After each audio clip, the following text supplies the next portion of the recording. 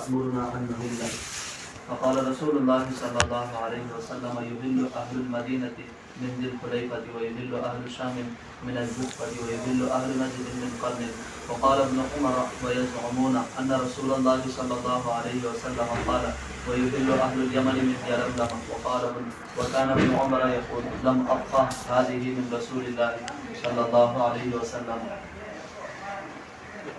یہ باب ذکر العلم والفتیہ فی المسجد، مسجد میں علمی مذاکرہ کرنا، فتوے کی بات کہنا یا فتویٰ لینا، فتویٰ دینا مسجد میں، یہ مجالس قائم حضور صلی اللہ علیہ وسلم کے زمانے میں ہوا کرتے تھے۔ مسجد میں دیگر گفتگو کرنا منع ہے، لیکن علمی گفتگو کرنا محمود ہے، مطلوب ہے۔ چنانچہ عمر رضی اللہ تعالی عنہ کہتے ہیں مسجد میں ایک آدمی کھڑا ہوا، حضور سے پوچھنے لگا حضور آپ ہمیں کہاں سے احرام باندھنے کی اجازت دیتے ہیں؟ یہاں اصل میں نہلو کے معنی احرام باندھنے کے بعد تلبیہ زور زور سے پڑھنا، عمرے اور حج کی نیت سے۔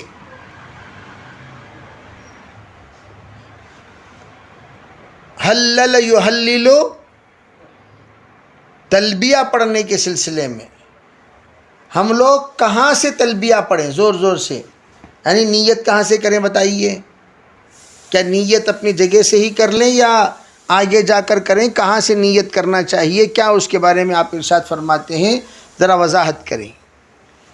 تو آپ نے فرمایا بھئی آپ لوگ مدینے والے ہیں تو ذوالحلیفہ میں، شام والے ہیں جحفہ میں، نجد والے ہیں جو قرن سے آتے ہیں تو وہ لوگ قرن میں اپنا احرام وغیرہ باندھ کر وہیں سے نیت کر لیں، تلبیہ پڑھ لیں۔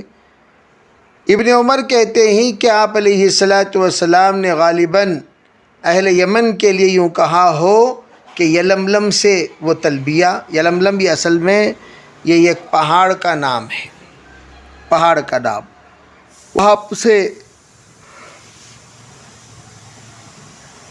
وہ تلبیہ شروع کر دی۔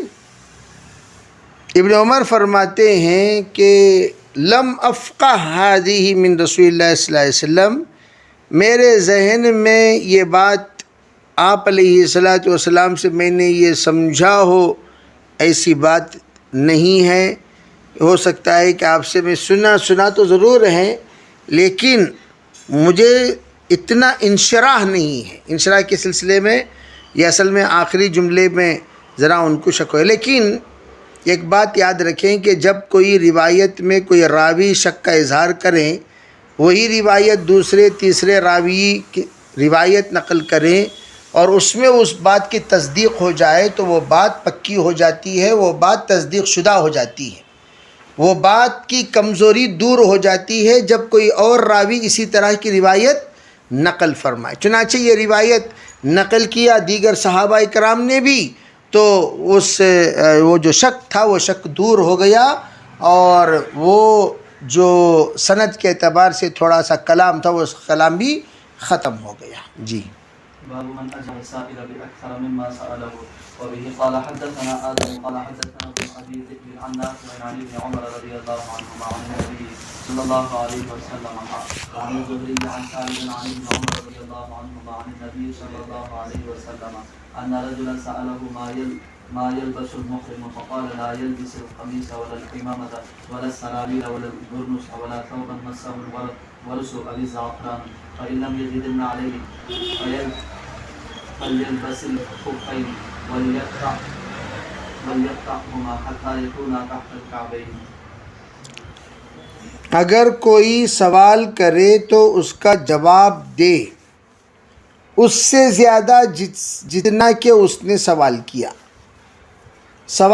تھوڑا سا اور اس سے زیادہ جواب دیا جا رہا ہے۔ جیسے موسیٰ علیہ السلام نے وما تلک بیمینک یا موسیٰ میں جواب دیتے چلے گئے اور بعض مرتبہ سوال چھوٹا سا کرتے ہیں اور اس کا تفصیلی جواب دیا جاتا ہے.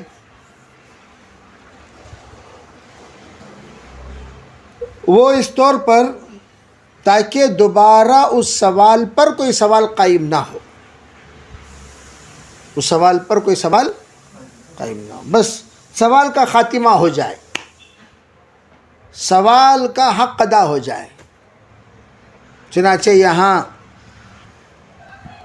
حضرت عبداللہ ابن عمر رضی اللہ تعالی عنہ نے حضور سے سوال کی، کہتے ہی نقل کرتے ہیں، ایک شخص نے سوال کیا، حضور احرام کے حالت میں کیا پہن سکتے ہیں؟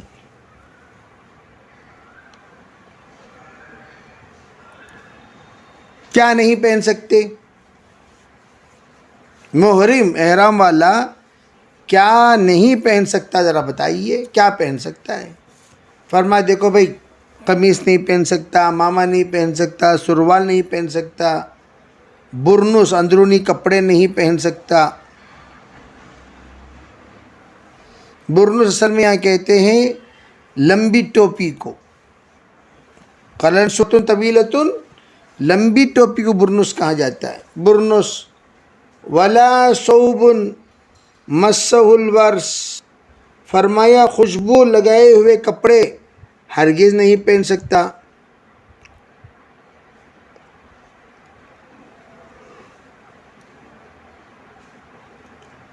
اب یہ ورس جو لگا ہوا ہوگا، ورس یا زعفران، ورس بھی ایک خوشبودار پتا ہے، زعفران خوشبودار پودا ہے.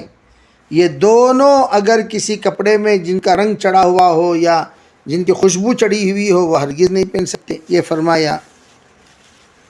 فرمایا اگر اس کو چپل نہ ملے تو اسے چاہیے کہ وہ خفین پہن لیا کرے، لیکن اس کے اوپر کے حصے کو کاٹ لیا کرے اتنا جتنا کہ وہ اس کا ابھری ہوئی ہڈی جس کو کعب کہا کرتے ہیں وہ کعب ظاہر ہو جائے، اور نیچے سے کعب بھی ظاہر ہو، اور ایسی کٹنگ کرے کہ پیچھے دونوں ٹخنا بھی ظاہر ہو جائے اور ایڑی پر آ کر وہ رک جائے. یوں کاٹنا چاہیے جیسے چڑھاوا ہوتا نہیں، چڑھاوے میں جس طریقے سے کون کاٹتے ہیں، عربی کعبین باہر رہتے ہیں اور یوں کاٹ کر ٹخنا بھی دونوں کے دونوں باہر رہتے ہیں اور پیچھے ایڑیوں کو وہ چڑھاوا پکڑ لیتا ہے.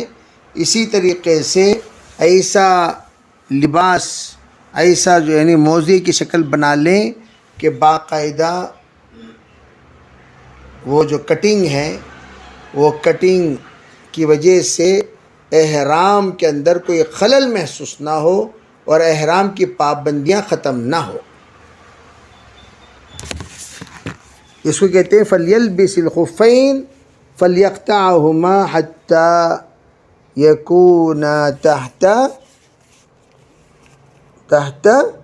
تحت الكعبين.